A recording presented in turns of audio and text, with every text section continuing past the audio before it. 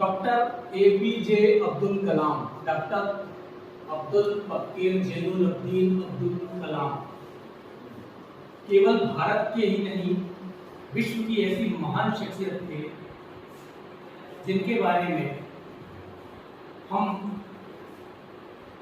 गौरवान्वित होते हैं कि उन्होंने हमारी भारत भूमि में जन्म लिया।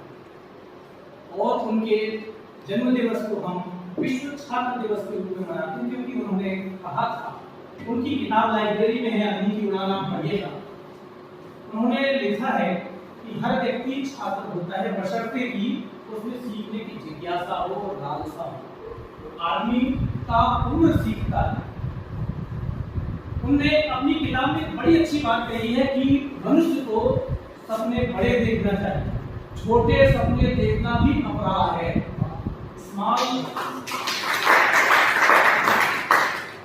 According to Abdul Kalam, a small या short dream is a crime।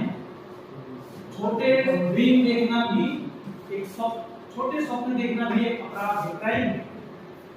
तो बहुत सारी बातें हैं, उनकी किताब का सारांश मैं आपसे शेयर करना चाहता हूं।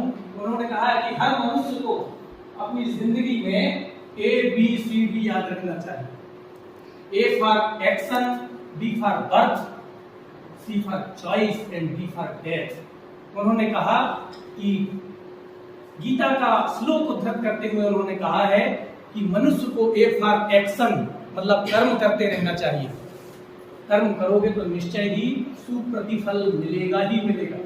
फिर उसके बाद वो आगे बढ़ते हुए कहते हैं बी और डी हमारे हाथ में नहीं है। बी था, वो कहते हैं ए फॉर एक्शन मतलब कर्म हमारे हाथ में है, सुप्रतिफल मिलना तय है। फिर आगे बढ़ते हुए कहते हैं कि बी फॉर बर्थ यानी जन्म, और डी फॉर डेथ माने मृत्यु।